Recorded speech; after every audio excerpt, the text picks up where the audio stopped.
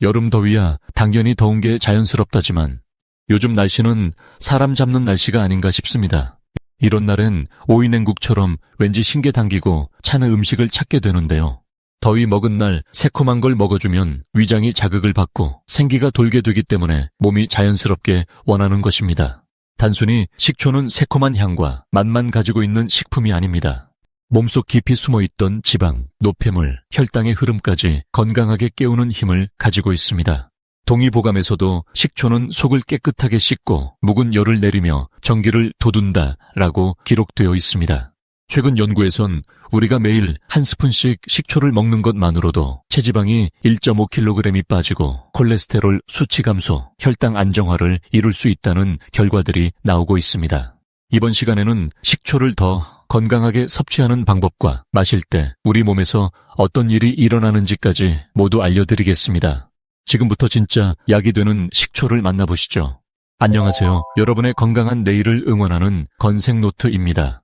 혹시 아직 구독 안 하신 분들 계시다면 지금 바로 구독과 좋아요 꾹 눌러주세요. 그리고 소중한 분들께 영상 많이 공유해주세요. 지금부터 약이 되는 건강정보 시작하겠습니다.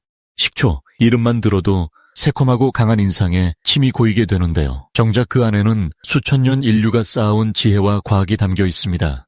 식초는 단순한 조미료가 아닙니다. 발효라는 생명현상의 결정체이자 몸속 흐름을 바꾸는 천연의약품 같은 존재죠. 고대 이집트에서는 식초를 상처치료와 방부제로 사용했고 중국의 황제 내경과 우리나라의 동의보감에도 신맛은 기를 수렴하고 열을 다스린다라며 식초는 기혈의 흐름을 맑게 하는 약물로 등장합니다.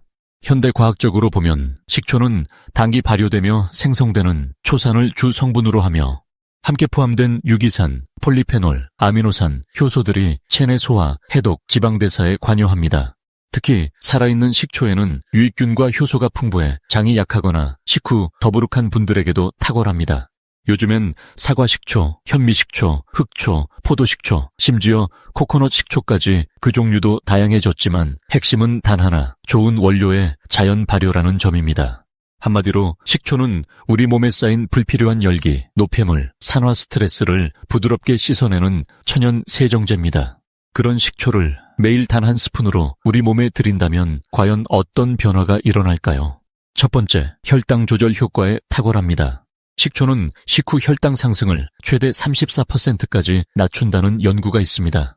2004년 미국 애리조나 주립대 연구에 따르면 식전에 식초를 섭취한 그룹은 식후 인슐린 저항성이 크게 개선되었고 당뇨 전 단계 환자들에게도 효과가 뛰어났습니다. 탄수화물 흡수를 늦추고 소장에서의 포도당 흡수를 조절해 혈당 스파이크를 억제하는 원리입니다.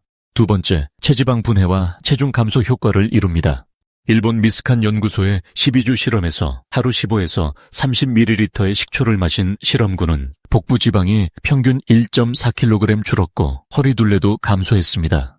초산이 AMPK를 자극해 지방 합성을 억제하고 지방 연소를 촉진하는 작용이 밝혀졌죠. 세 번째, 소화 기능 및 장 건강 개선에 좋습니다. 식초의 유기산은 위산 분비를 조절하고 살아있는 유익균은 장내 환경을 개선해 더부룩함, 가스, 배변 불편 등을 완화합니다. 한의학에서도 식초는 울체된 기를 풀고 위장을 따뜻하게 한다고 기록돼 있죠. 네 번째, 콜레스테롤 및 혈압 개선 효과입니다. 동물 실험에서 식초를 꾸준히 투여한 경우 총 콜레스테롤이 최대 20% 감소한 결과도 있습니다. 또한 식초에 포함된 칼륨과 아세트산은 혈관을 이완시켜 혈압을 낮추는 데 도움을 줍니다. 특히 고지혈증이나 경계성 고혈압이 있는 분들에겐 식초가 아주 유용한 식이요법이 될 수 있습니다. 다섯 번째, 항균 및 항산화 효과입니다. 식초는 오래전부터 살균력 있는 식재료로 활용돼 왔고 초산은 대장균, 살모넬라균, 곰팡이균을 억제하는 효과가 입증됐습니다. 또한 폴리페놀과 아미노산은 체내 염증 수치와 산화 스트레스를 줄여 노화와 만성 질환 예방에도 기여합니다. 식초는 단순한 조미료를 넘어 몸의 혈당, 체중, 장, 혈관, 면역 시스템까지 다방면으로 케어하는 자연 보약이라 할 수 있습니다. 하지만 식초라고 다 같은 식초가 아닙니다. 시중에는 사과식초, 현미식초, 흑초, 발사믹, 포도식초 등 정말 다양한 종류의 식초가 나와 있죠. 그렇다면 각 식초가 가진 효능은 어떻게 다를까요? 비교해서 정리해드리겠습니다. 첫 번째, 가장 대중적인 건강 식초인 사과 식초입니다. 풍부한 유기산과 팩틴이 장 건강과 배변에 탁월합니다. 혈당 조절, 체중 감소에 효과적이며 유기농 제품 중 머더라고 불리는 발효 부유물이 살아있는 생사과 식초가 좋습니다. 특히 혈당 관리, 다이어트, 장이 약한 분들이 드시면 좋습니다. 두 번째, 한국인의 장에 친화적인 현미식초입니다. 발효 과정에서 나오는 아미노산이 풍부해 피로 회복, 위장 기능 강화에 좋습니다. 한의학에서는 곡식으로 만든 식초가 가장 순하다고 기록되어 있습니다. 위장이 약한 분, 평소 피로감이 높은 분들이 드시면 좋습니다. 세 번째, 일본에서 오래된 전통 건강 식초인 흑초입니다. 발효 기간이 길고 미네랄과 폴리페놀 함량이 높고 항산화 효과, 혈압 및 콜레스테롤 조절에 우수합니다. 맛이 진하고 부드러운 게 특징입니다. 네 번째, 피부와 혈관 건강에 특화되어 있는 포도 식초입니다. 포도 껍질에 들어있는 레스베라트롤이 함유되어 있어 모세혈관 강화, 피부 노화 방지에 도움을 줍니다. 달콤한 풍미로 샐러드 드레싱에 적합하며 특히 피부 개선, 항노화 관심 있는 분들이 드시면 좋습니다. 다섯 번째, 맛과 향을 중시하는 분들이 많이 드시는 발사믹 식초입니다. 포도 농축액이 원료, 당 함량이 비교적 높습니다. 항산화 효과가 있어 샐러드나 이탈리아 요리에 많이 활용됩니다. 다만 주의하셔야 할 사항은 당 섭취 조절 중이신 분은 소량만 사용하시는 게 좋습니다. 이 외에도 코코넛 식초, 석류 식초, 꿀 식초 등 다양한 신제품도 나오고 있지만 기본은 자연 발효된 무첨가, 정제되지 않은 생식초를 고르는 게 중요합니다. 식초는 내 건강 상태와 목적에 맞게 선택해야 진짜 효과를 볼 수 있습니다.